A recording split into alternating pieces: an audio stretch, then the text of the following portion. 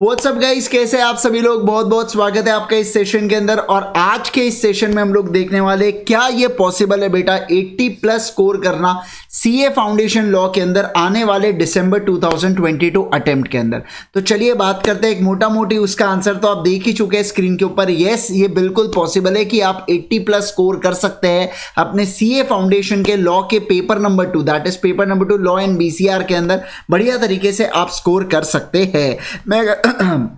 मैं अगर बात करूं तो आज से लेकर लगभग 40 डेज बचे हुए हमारे सीए फाउंडेशन के एग्जाम्स के लिए। तो हमने कौन सी चीजों का खास ध्यान रखना चाहिए जिससे हमारा पेपर नंबर 2 का स्कोर अच्छा खासा बढ़ जाता है। मैं आपको बता दूं, सबसे ज्यादा अगर बच्चे फेल होते हैं ना, ये केवल दो पेपर के कारण होते हैं। एक तो मैथ्स और दूसरा आपका लॉ है ना। ये केवल और केवल दो ही ऐसे पेपर्स होते हैं जिसके कारण बच्चे बहुत ज्यादा फेल होते हैं। ठीक है, अच्छा एक बात बता दूं मैं आपको कि ये जो लॉ का सब्जेक्ट है ना, तो इसके अंदर थोड़ी सी टेक्निकलिटीज क्यों आती है, क्योंकि यहां पे ना लैंग्वेज स्पेसिफिक इंसान क्या होता है, उसको लॉ की लैंग्वेज समझ नहीं पाता, या वो समझता कुछ और है लिखता कुछ और है। कभी कभार क्वेश्चन कुछ और पूछता है, हम लिख के कुछ और आते हैं। तो ऐसी कई बार चीजें होती है, तो आपको बहुत खास ध्यान रखना होता है इस पेपर का प्रिपरेशन करते वक्त। सबसे पहली चीज जिस बात का आपने ध्यान रखना चाहिए वो है बेटा रिविजन। दैट इज जितना ज्यादा प्रॉपर तरीके से रिविजन करेंगे उतना ज्यादा बेहतरीन तरीके से आपको रिटेन होगा। तो मोर रिवीजन मोर रिटेंशन, ये एकदम सिंपल सा फॉर्मूला है। जितना ज्यादा रिवीजन उतना ज्यादा रिटेंशन।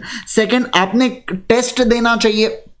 आप हो सकता है यहाँ पे अनअकैडमी की जैसी हमारी जो लाइट सब्सक्रिप्शन होता है उसके अंदर टेस्ट सीरीज होती है। इसके अलावा बहुत सारी ऐसी टेस्ट सीरीज होती है। तो ये टेस्ट सीरीज की मदद से आप क्या कर सकते हैं, टेस्ट सीरीज की मदद से आप खुद को प्रिपेयर एनालाइज कर सकते हैं कि प्रॉपर तरीके से हम लोग वर्क कर पा रहे हैं या नहीं कर पा रहे हैं, हमें चीजों को इंटरप्रेट सही कर रहे हैं, आंसर लिख पा रहे हैं या नहीं लिख पा रहे। तो टेस्ट देना बहुत ज्यादा जरूरी है। उसके बाद राइटिंग प्रैक्टिस कीजिए। कुछ लोग क्या करते हैं, केवल और केवल एकदम मस्त पैके ऐसा चेहरा देखेंगे, बुक का 1 नंबर प्रोविजन लिखा है और उसके बाद हो गया। ऐसा नहीं है, आपको लिख के प्रैक्टिस करना है। जब तक आप खुद से लिख के प्रैक्टिस नहीं करेंगे कैसे आपको मार्क्स मिल सकते हैं, अच्छा आप खुद बताइए। तो जब आप लिखते हैं, आप गलतियां करते हैं, उन गलतियों से आप सीखते हैं और उसके बाद ही आपके अच्छे तरीके से स्कोर आपका बढ़ता है। भाई अगर मैं बात करूं टॉप प्रायोरिटी आपने कौन सी चीज को देना चाहिए, बहुत सी बार बच्चा पूछता है सर वो टॉप प्रायोरिटी वाले टॉपिक्स बता दीजिए ना जिसको पढ़ के हम लोग मतलब पक्का है कि 40 मार्क तो लेके आ ही सकते हैं करके। तो मैं आपको बता देता हूं, बीसीआर के अंदर नोट मेकिंग, प्रेसेप, पैसेज और चैप्टर नंबर 1 अगर आप करते हो तो लगभग ये 23 मार्क्स आपके कवर हो जाते हैं।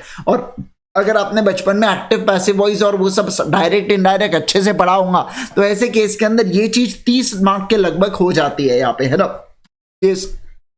भाई अगर मैं लॉ की बात करूं तो आपने यहां पे कंपनीज एक्ट को अच्छे तरीके से करके जाना चाहिए, सोगा और इंडियन कॉन्ट्रैक्ट एक्ट, ये तीनों टॉपिक्स को आपने बहुत अच्छे तरीके से करके जाना चाहिए। इससे क्या हो जाता है, इससे आपका मतलब लगभग ये 50 मार्क का कवरेज है तो 73 मार्क्स का तो आपका ऐसे ही कवर हो जाता है ये कुछ टॉपिक्स को पढ़ के। अब मैं आप सभी लोगों को बता दूं कि ये दो टॉपिक से रिलेटेड ऑलरेडी 1 शॉट मैराथन मेरे अवेलेबल है।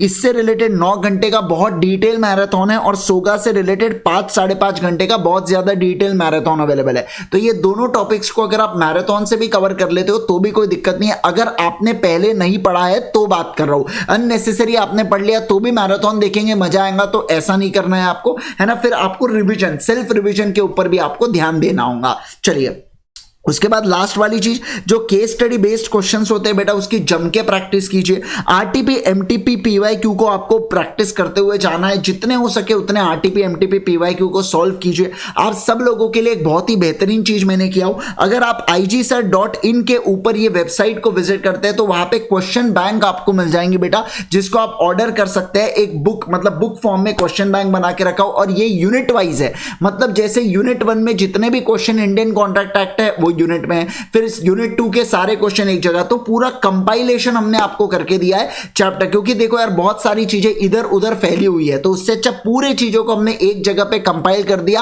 और आपको प्रोडक्ट स्वरूप लाके दे दिया। अब आप पढ़ सकते हो, अब आप एकदम फोड़ सकते हो। तो ये क्वेश्चन बैंक को आप जो ऑर्डर करेंगे बेटा ये igsir.in के ऊपर से कर सकते हैं और क्वेश्चन बैंक आप ऑर्डर करके बढ़िया तरीके से इससे पढ़ सकते हैं। मैं अगर बात करूं ना आपके साथ, तो कम से कम जब आप 3 से 4 बार भी अगर आपने क्वेश्चन बैंक पढ़ लिया ना, आपका कॉन्फिडेंस देखिएगा किस लेवल के ऊपर। जब क्वेश्चन आप देखोगे आप खुद बोलोगे आइला ये तो क्वेश्चन बैंक से ही कवर्ड हुआ है करके, क्योंकि क्वेश्चन बैंक के अंदर ऑलमोस्ट हर एक टॉपिक के ऊपर हमने सवाल डाल दिया है, ऑलमोस्ट हर एक टॉपिक के ऊपर हमने, और मेन बात है एलएलपी के क्वेश्चन भी अमेंडेड है, तो सारे क्वेश्चन एकदम अमेंडमेंट के साथ इसके अंदर अवेलेबल है। तो आपको बिल्कुल भी चिंता करने की विषय नहीं है, आप बढ़िया तरीके से इससे पढ़ सकते हो। कम से कम 3 से 4 बार पढ़िएगा। एक चीज मैं बता दूं कि इस वीडियो के नीचे टेलीग्राम चैनल दे रखा हो, तो वो टेलीग्राम चैनल को ज्वाइन कर लेना, क्योंकि जब आप ऑर्डर प्लेस करते हो तो ऑर्डर की जो डिटेल्स होती है ना, जो आपका कंसाइनमेंट नंबर होता है वो वहां पे आपको दिख जाता है। मैं टेलीग्राम चैनल के ऊपर आप लोगों के साथ शेयर कर देता हूं आपके रिस्पेक्टिव कंसाइनमेंट नंबर, जो आपको पता चल जाएगा जब आप चैनल पे जुड़ोगे।